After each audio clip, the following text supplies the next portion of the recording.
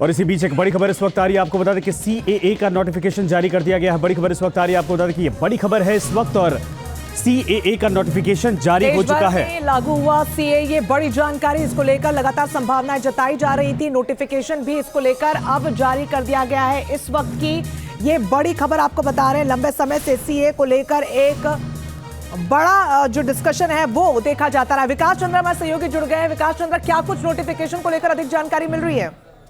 जी, जो अभी तुरंत इस बात जानकारी आई है कि मोदी सरकार ने जो सीएए को लेकर के दोनों सदन से पास हो गया था, राष्ट्रपति के हस्ताक्षर की प्रतीक्षा थी, तो वो हो गया है और मोदी सरकार ने उसकी घोषणा कर दी है। आपने देखा होगा कि जब सीएए इस देश का आया था तो किस तरीके से पूरे देश में राजनीतिक बवाल उठ खड़ा हुआ था। फिर वो वापिस आया था, फिर सरकार ने उसके ऊपर दोबारा से सभी स्टेक होल्डर से बात करने के बाद नया प्रारूप तैयार किया और उसकी अधिसूचना जारी कर दी गई है। और इसमें बार बार सरकार की तरफ से पहले ही कहा गया है कि किसी के नागरिकता को लेने वाला कानून नहीं है। और जब सदन चल रहा था तब भी गृह मंत्री अमित शाह ने कहा था कि सरकार इसे जल्द लागू करेगी और थोड़े दिन पहले भी अमित शाह ने कहा कि इसको सरकार तुरंत लागू करेगी। तो उम्मीद की जा रही थी कि लागू हो जाए। आज सरकार इसको लेकर आए तो सरकार ने इसकी घोषणा कर दी है। तो ये बड़ी खबर है कि आज से देश भर में लागू हुआ सीएए, लेकिन चूंकि इसको लेकर पहले से संकेत मिल रहे थे, आज प्रधानमंत्री जब आने वाले थे तभी ये संकेत थे कि शायद इसको लेकर भी अनाउंसमेंट किया जाए।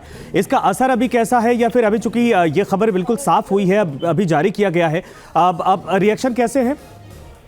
देखिए, सीधी सी बात है कि सरकार ने जारी किया है तो अब उस पर अब सामने जब ड्राफ्ट आएगा और लोग सामने, उसके बाद लोगों की प्रतिक्रियाएं आनी शुरू हो जाएंगी। लेकिन सरकार की तरफ से बार बार यह आश्वासन दिया गया है कि ये किसी के खिलाफ नहीं है, ये नागरिकता लेने वाला कानून नहीं है, नागरिकता देने वाला कानून है। बिल्कुल जो प्रावधान है खासतौर पर अफगानिस्तान, पाकिस्तान और बांग्लादेश के जो धार्मिक रूप से अल्पसंख्यक है, खासतौर पर 6 लोगों को उसमें शामिल किया गया है।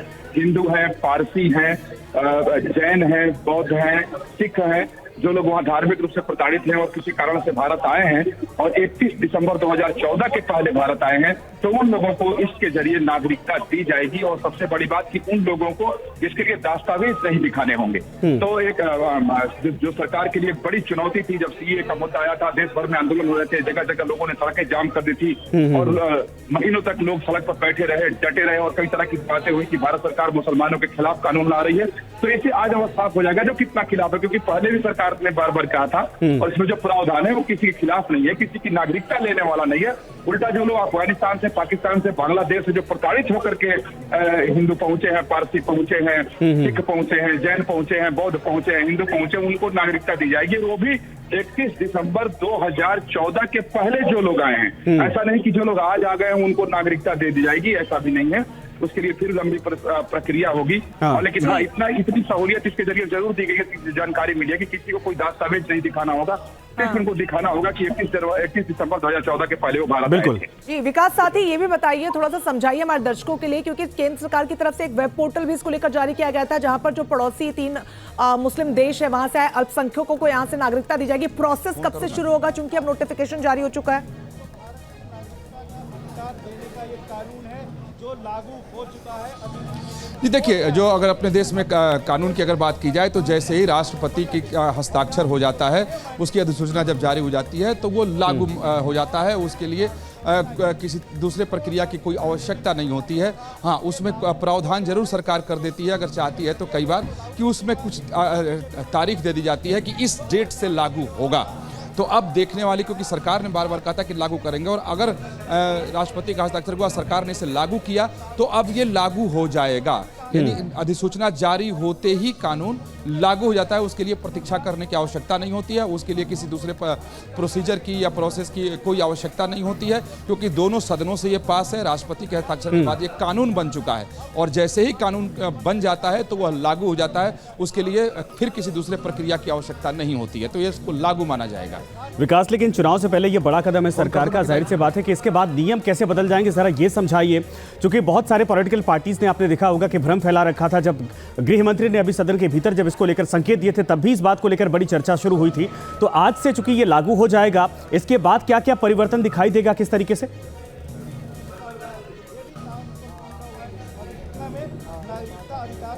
ये देखिए, बिल्कुल कई राज्यों ने तो इसके खिलाफ अपने अपनी विधानसभाओं में प्रस्ताव पारित कर रखा है कि इसको हम अपने यहाँ नहीं लागू होने देंगे, और आज सरकार ने खिलाफ में प्रस्ताव पारित कर रखा है विधानसभाओं से, जो काफ़ी महत्वपूर्ण है, इसको नज़रअंदाज नहीं किया जा सकता है।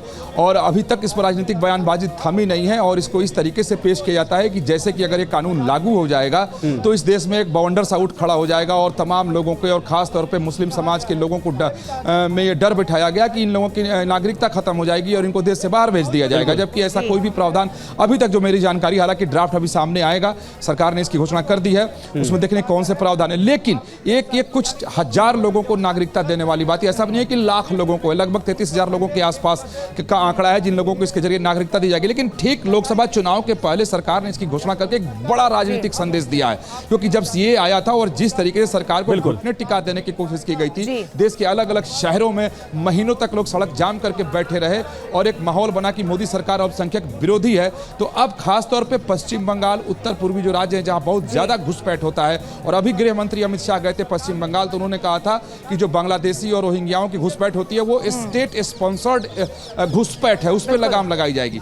तो इसके जरिए एक सरकार की ठोस नीति सामने आएगी कि जो भारत में ऐसे लोग आते हैं और फर्जी दस्तावेज बनाकर नागरिक बन जाते हैं, तो अब उसके लिए एक मूर्त रूप से कानून होगा, जो किसको नागरिकता दी जाएगी और किसको नागरिकता नहीं दी जाएगी। खास तौर पर इससे प्रभावित बांग्लादेशी और रोहिंग्या इसके तहत पहनाया जाएगा। मोहित राज दूसरे भी हमारे साथ जुड़ गए हमारे से। मोहित, मैं आपसे समझना चाहूंगी, 2019 में केंद्र में मोदी सरकार ने नागरिकता कानून में संशोधन किया था, 5 साल गुजर चुके हैं, लेकिन बड़ा सवाल यही है कि आखिरकार इसकी जरूरत क्यों पड़ी?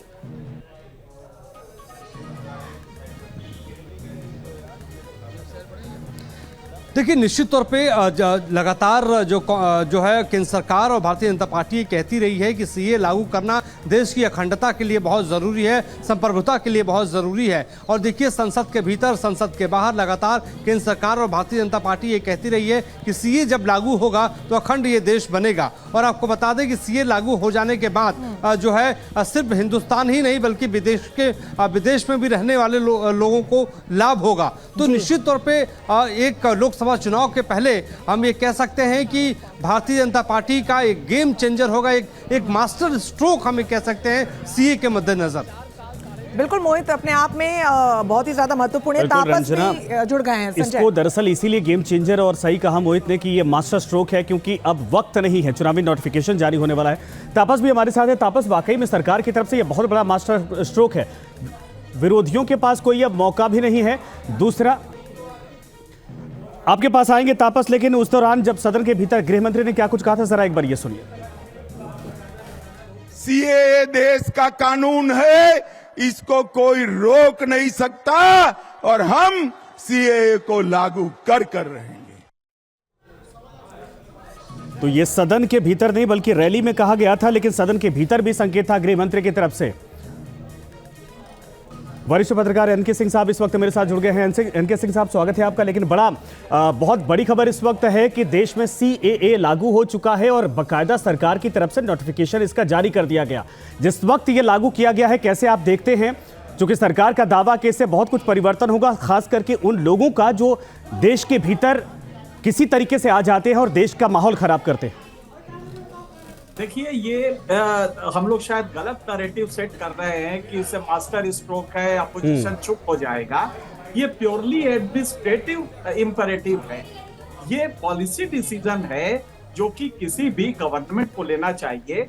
हाल के दौर में जिस तरह से आप देख रहे हैं म्यांमार में क्या हो रहा है, म्यांमार में क्या हो रहा है, आप देख रहे हैं हमारे यहाँ मणिपुर में क्या स्थिति है, और वो सिर्फ इसलिए कि इन्फ्लक्स हो रहा है, बॉर्डर सिक्योर्ड नहीं है जी। तो ऐसे में एक बड़ा वर्ग हमारे यहाँ अंदर आ गया है जो कि एंटी इंडिया एक्टिविटीज, क्योंकि उसको भारत से कुछ लेना देना नहीं है, उसको सरवाइव करना है, अच्छे से सरवाइव करना है।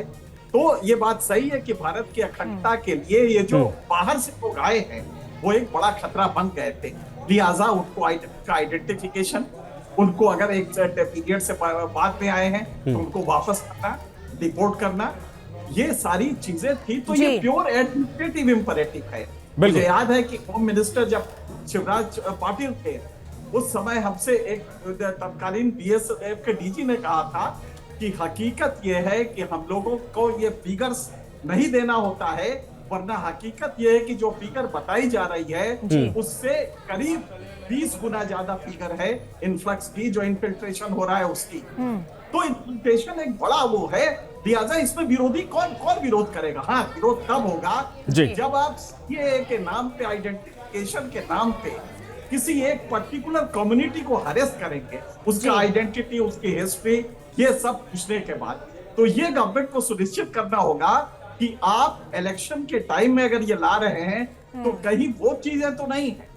और इसी के लिए अपोजिशन भी इसको ऐतराज करता है, और एक वर्ग भारतीय समाज का भी कर रहा है जो कम्युनली माइनॉरिटी का है। तो इसको सिर्फ ये देखना है, ये बहुत बड़ी जरूरत है, लेकिन इसका इम्प्लीमेंटेशन आप कैसे कर रहे हैं, और उसमें आपने कहीं हरेसमेंट का एलिमेंट तो नहीं है किसी एक कम्युनिटी को लेके, इसको देखने की जरूरत है। और इस लेवल पे एज ए जर्नलिस्ट हम ये कह सकते हैं कि सरकार ने बिल्कुल अच्छा कदम उठाया है देश की इंटीग्रिटी के लिए, अखंडता के लिए, लेकिन इसके इम्प्लीमेंटेशन में कहीं वो चीजें ना हो जो चुनाव के आने पहले अक्सर देखने में आता है। बस इतना बचाना होगा, वरना ये कदम बहुत अच्छा है एडमिनिस्ट्रेटिवली, गवर्नेंस के उसके हिसाब से, प्रिंसिपल्स के हिसाब से ये बिल्कुल सही कदम। बिल्कुल, एग्जीक्यूशन जो है अभी भी वो एक बहुत बड़ी चुनौती है, जैसे कि सर आपने कहा।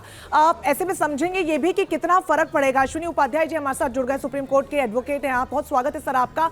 आपसे ये समझना चाहेंगे आसान शब्दों में कि अब जब चूंकि ये लागू हो चुका है, कितना बदलाव आएगा और फर्क कितना पड़ेगा? कोई दो बड़े फर्क सर। देखिए, पहली बात तो सिटीजनशिप अमेंडमेंट एक्ट जो सीए का नोटिफिकेशन आया है, इसका भारत के लोगों से कोई लेना देना नहीं है। भारत में न किसी को सिटीजनशिप, भारत के लोगों में न किसी की सिटीजनशिप जाएगी और न किसी को सिटीजनशिप मिलेगी।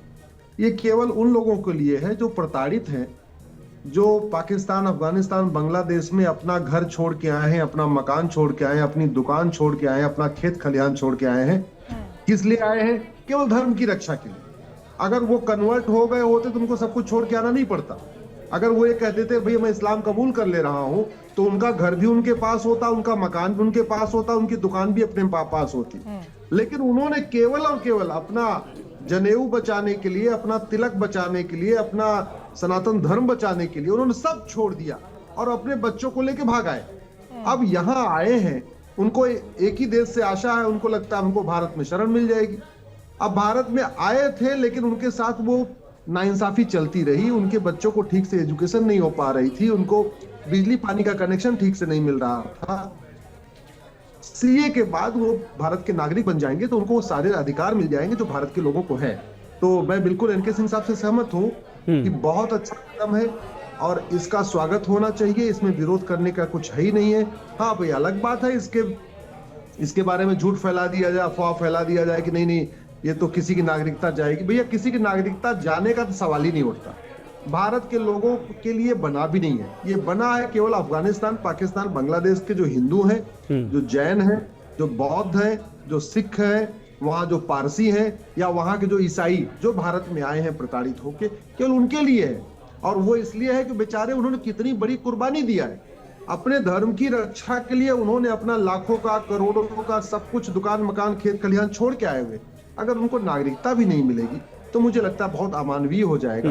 इसलिए ये जो कदम है बहुत ही ह्यूमैनिटेरियन है, बहुत ही मानवीय कदम है और इसका स्वागत करना चाहिए सबको। ठीक है सर, बिल्कुल आप हमारे साथ बने रहिए। एनके सिंह साहब, मैं दोबारा आपके पास आता हूं। जरा ये बताइए, जब ये कहा जा रहा है कि जो बाहर से लोग आए हैं, जो वाकई में हिंदुस्तान में जो सिमिलर रिलीजन के लोग हैं, उनको एक तरह से ये बहुत देश के भीतर माहौल अच्छा पैदा कर सकता है और उनके लिए आसान हो जाएगा। लेकिन जो विपक्षी पार्टियां वो तो ये कहती है कि जानबूझकर टारगेट किया जाता है दरअसल एक कम्युनिटी को। अगर चुनाव से पहले ये बिल इम्प्लीमेंट होता है या फिर अब चूंकि ये कानून बन चुका है, तो क्या इसका असर चुनाव पर भी होगा? इसको चुनावी तौर पर भी भुनाने की कोशिश की जाएगी? देखिए, देश जिस तरह से कॉम्युनली बटा हुआ है, उसमें इसको करना ये जाहिर, मतलब इसमें कोई बहुत कंफ्यूजन नहीं है कि इसको पॉलिटिकल मंचों से उठाया जाएगा और इसका पॉलिटिकल लाभ भी मिल सकता है, कम्युनल कंसल्टेशन भी होगा, इसमें भी कोई दो राय नहीं है। पॉलिटिकल इसका लाभ, लेकिन अगर हम कोई एडमिनिस्ट्रेटिव डिसीजन ले रहे हैं और उसका कोलेटरल बेनिफिट और लॉस है, तो ये तो उसके साथ बना हुआ है। इलेक्टोरल डेमोक्रेसी में ये तो ऑब्वियस है। तो अगर बीजेपी ले रही तो वो लेगी ही, पहले भी लेती रही है, अभी भी लेगी, इसमें कोई दो राय नहीं है। हाँ, ये भी बिल्कुल सही है कि अभी तक कम्युनल आधार पे कि वो जैन होंगे तो उनको दिया जाएगा, ये नहीं होता था।